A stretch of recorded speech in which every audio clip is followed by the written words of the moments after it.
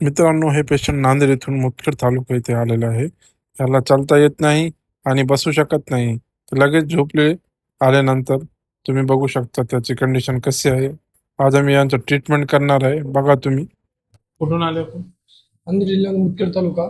हा मुदखेडमधून आलो मी आज सर तुमच्यापाशी. हा एक माझा मित्र पहिला आला होता तुमच्यापाशी. हा त्यांनी सांगितलं तुमच्या दासाचं आहे ट्रीटमेंट.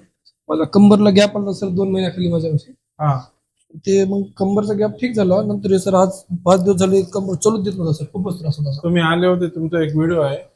त्यावेळी तुम्ही चालू शकत नव्हते, काल चालू शकतो सर. खूपच पण आता चालू शकतात. आता चालू शकतो सर. काय नाव आहे आपलं? कार्तिक गंगाधर वडले. चालून दाखवा आता. इकडे उभं राहा. असं चालून दाखवा.